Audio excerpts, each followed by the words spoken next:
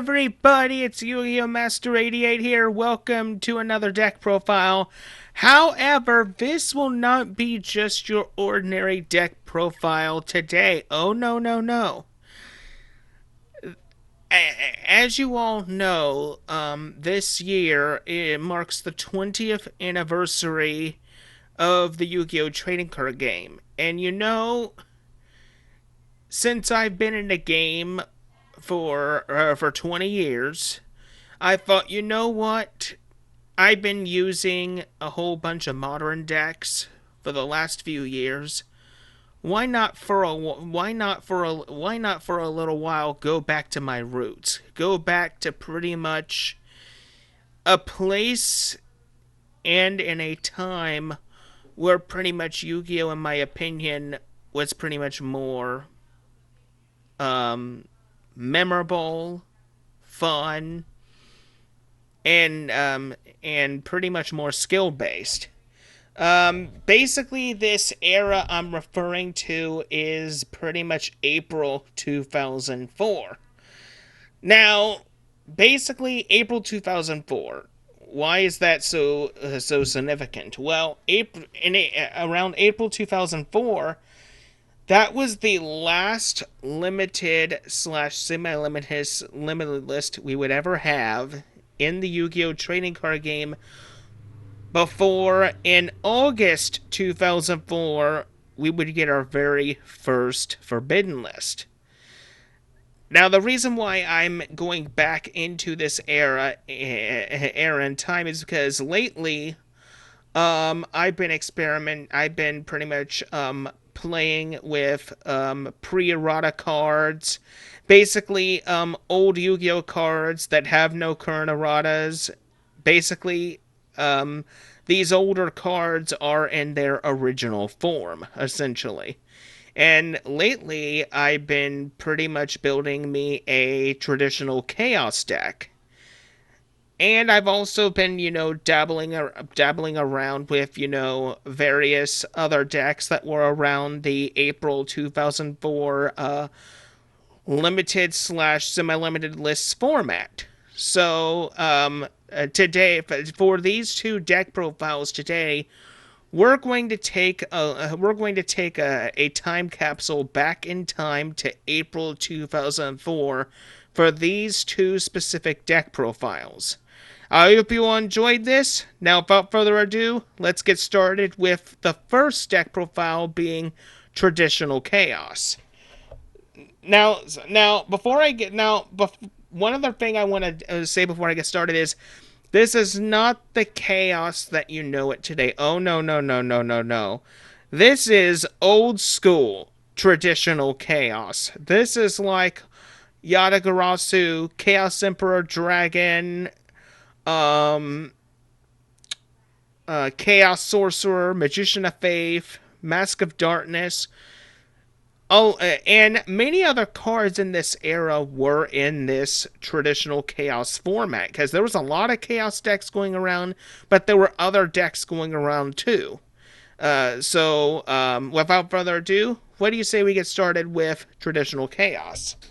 So, first thing up is I want to start with the traps first. I want to start from the traps and work my way up to the monsters.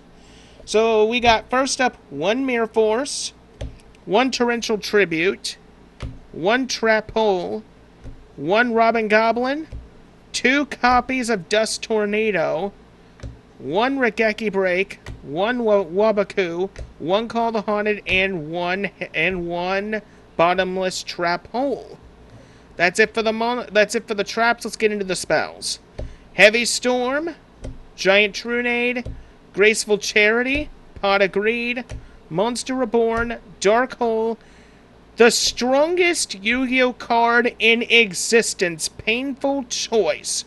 Now, for new players that may not know what this is essentially the most powerful spell card in the game's history. And there's a good reason why, to this very day, in current format Yu-Gi-Oh, why this card is banned. But in the format that I'm experimenting with, April 2004 format, this card is legal. But anywho, I'll explain to you all what this does. I could target 5 cards. I could select 5 cards from my deck and reveal them to my opponent. My opponent selects 1 card among them, and that card is added to my hand, and the rest of the cards go to the graveyard. So essentially, you get 1 card added to your hand, but you get to dump the rest of them to the grave. That can set off some chaos plays very quickly. And if this card was legal today, Lightsworn would be definitely a big contender. So many decks would abuse this. Next up, Change of Heart. Typical Change of Heart. Just take your opponent's monster, do what you want with it. Premature Burial.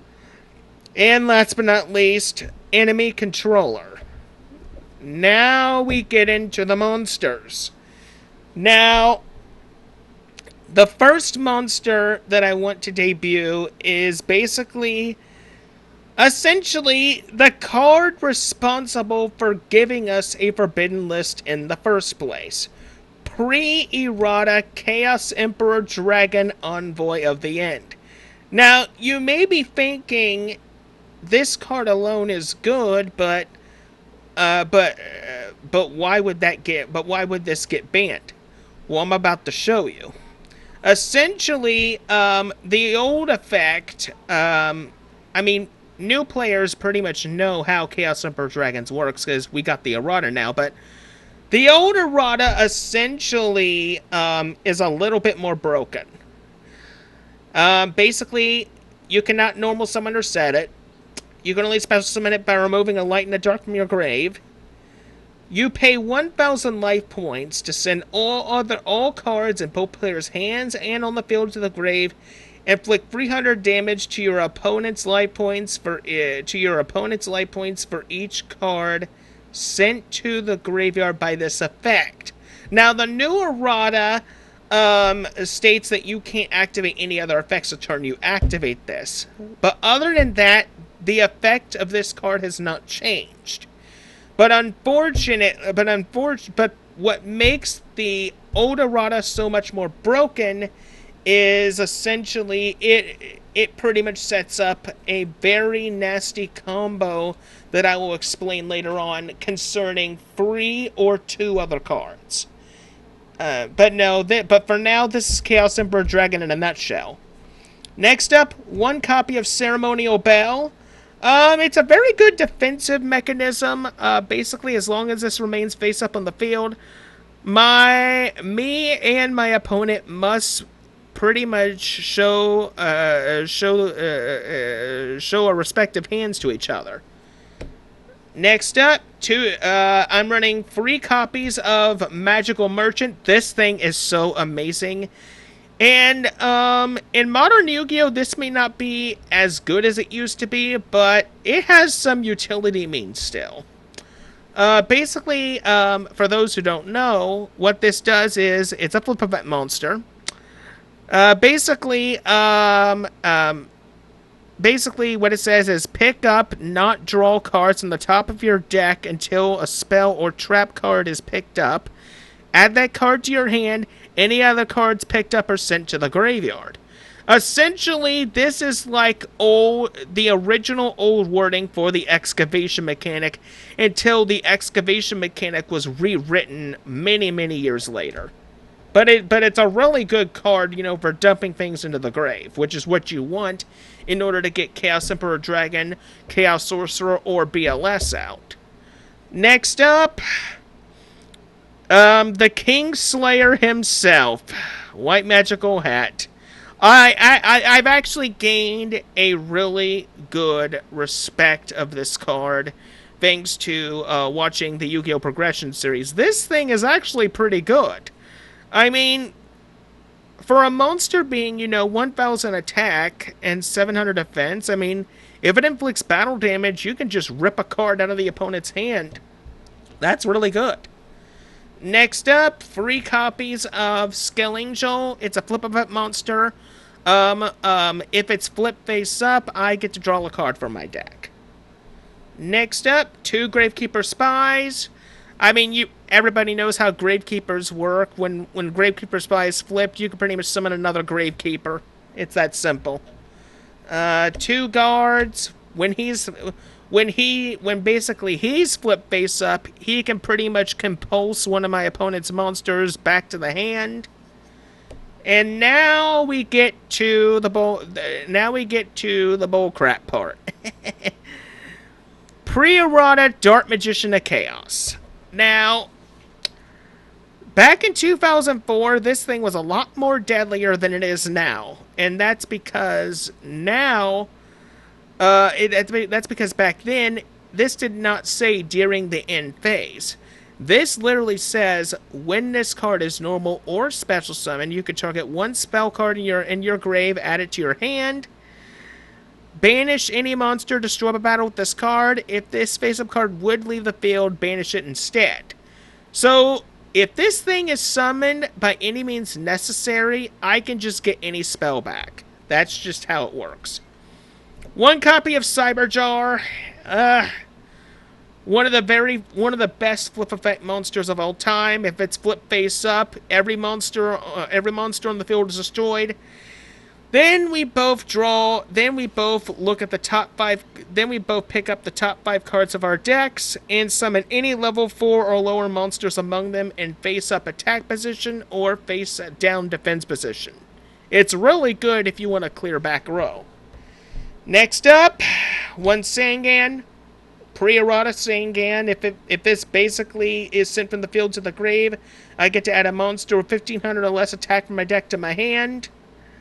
And then, the most hated card in all of Yu-Gi-Oh! And the number 2 reason why we have a forbidden list, Yada Garasu.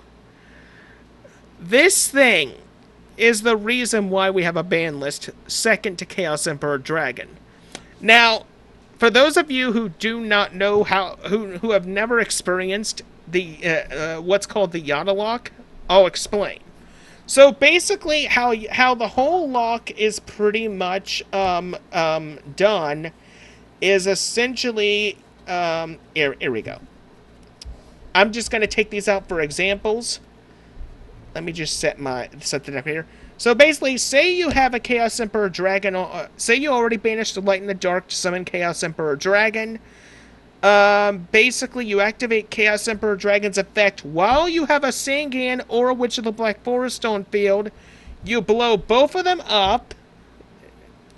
Well, you send them to the graveyard, I meant, sorry. And then Sangan's effect will activate, allowing you to get Yata-Garasu to your hand. If you have not normal summoned that turn, you summon Yata-Garasu. Since your opponent has nothing in their hand and nothing on their field to protect them, you basically declare an attack with Yata-Garasu. Yata-Garasu's effect clearly states that if it does battle damage, and if it inflicts battle damage to your opponent's life points, they skip their next draw phase.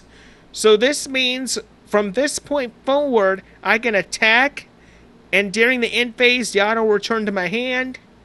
It goes to my turn again, resummon Yata, attack, and it just goes on and on and on. That is why we have a ban list today.